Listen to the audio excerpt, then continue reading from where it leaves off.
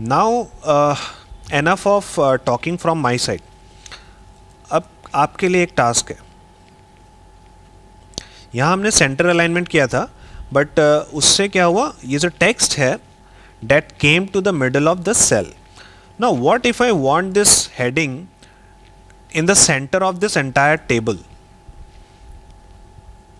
मुझे क्या चाहिए, ये जो टेक्स्ट है हमारी डेटा सेट का जो हेडिंग है वो इस टेबल की सेंटर में चाहिए हमें. तो उसके लिए आप क्या कर सकते हैं. I leave this task on to you. There can be various ways. Try it out and then we will discuss which way is the most efficient and most a useful one. Okay, you can press pause the video and try it out.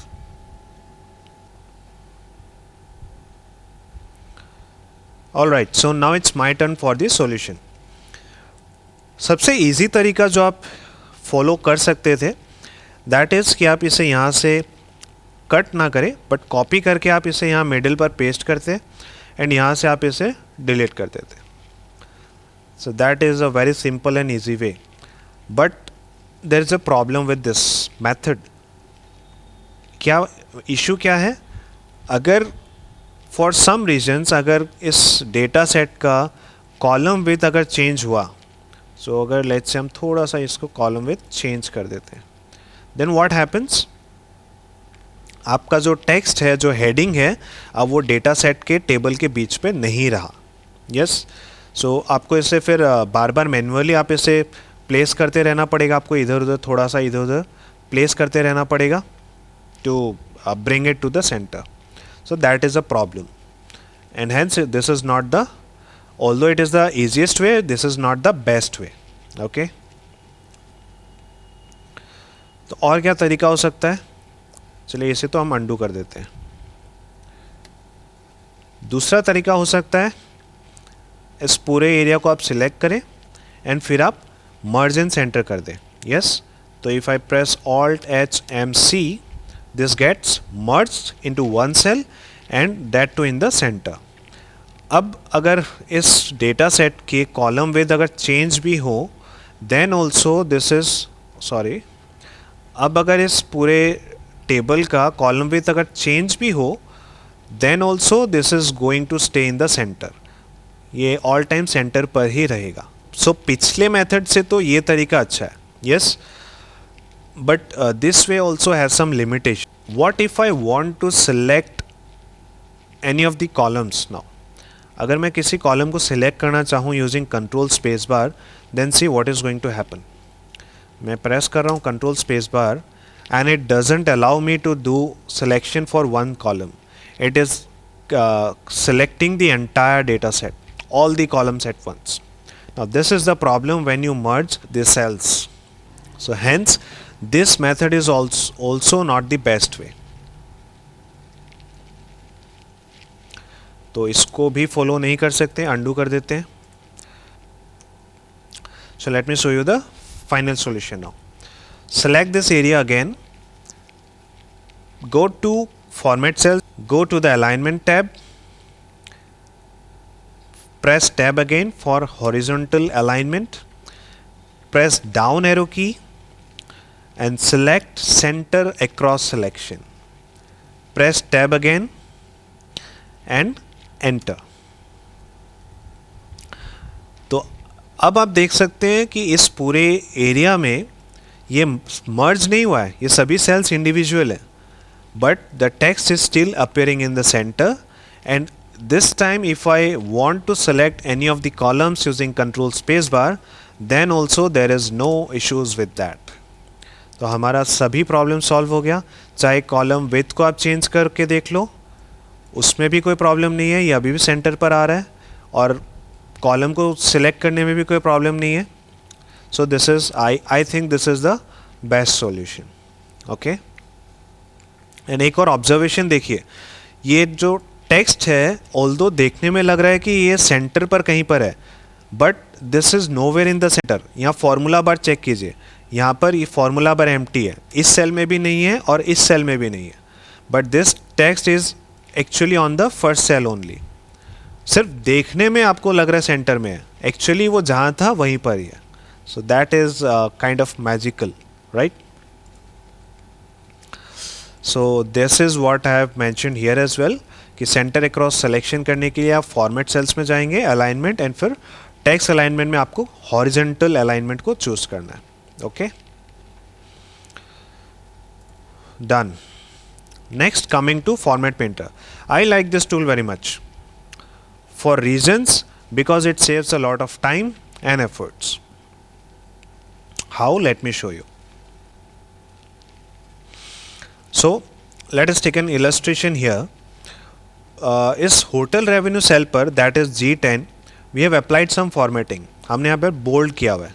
चलिए इसको थोड़ा और कर देते हैं, underline भी कर देते हैं using Ctrl+U. So we have applied bold here, we have applied underline here, and also let us color it. तो हमने कलर भी कर दिया. So we have put some time and efforts behind formatting the cell. Now I want the same formatting on this another cell here, G19, total income from hotel. इस cell पर भी मुझे same वही formatting चाहिए जो हमने यहाँ पर कर रखा है. ओके, सो अगर मैं इसको इस सेल पर खुद मैन्युअली करने जाऊँ तो हमें सारे स्टेप्स वापस से रिपीट करना पड़ेगा. पहले बोल्ड करो, फिर अंडरलाइन करो, फिर कलर करो, and that is going to take some time. So the alternative to that is using format painter. तो उसको यूज़ करने के लिए पहले आपको सोर्स सेल पर जाना है जहाँ से आपको फॉर्मेटिंग फेच करना है, फॉर्मेटिंग कॉपी करना है. तो उस सेल पर आने के बाद now the shortcut is, what is the shortcut?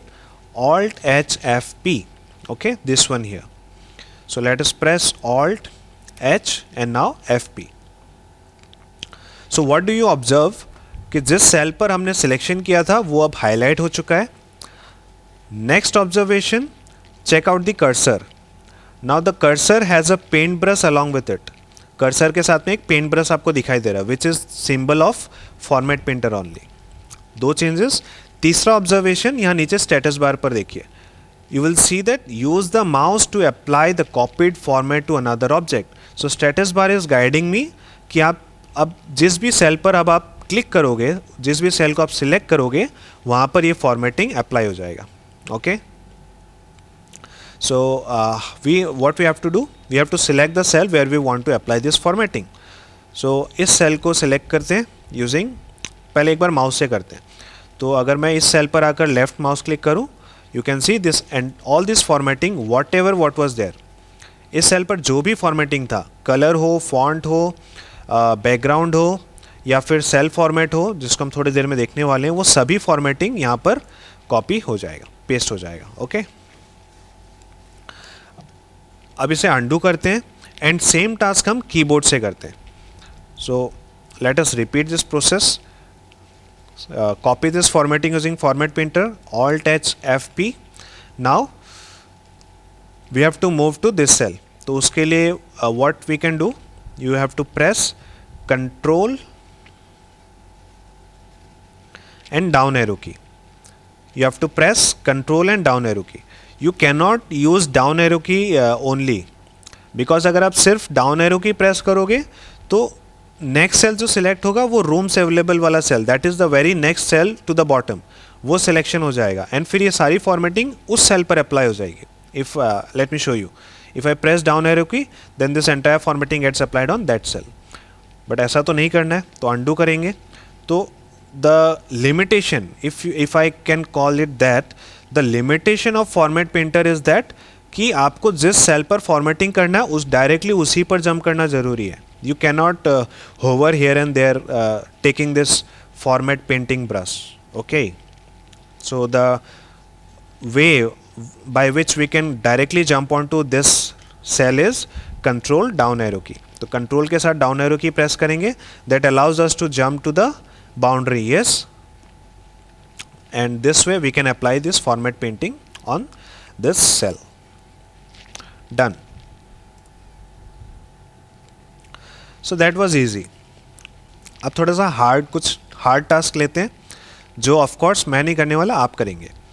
So let us now this time what you have to do, आपको let's say this cell, room nights वाले cell G14, you have to apply format painter from this cell, hotel revenue cell, on to this cell. Now G14 and that too without using the mouse.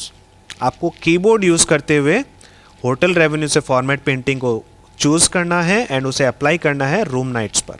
Okay, pause the video, take your time and try it yourself again without using the mouse but using only the keyboard combinations. Okay, go ahead.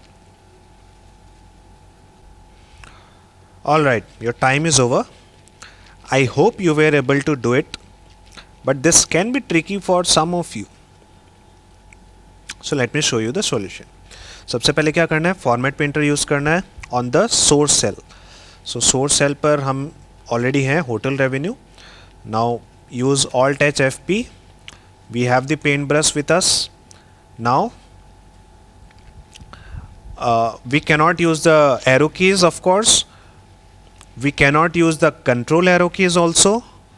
So the only way we can jump onto the cell G14, that is the room nights, is using the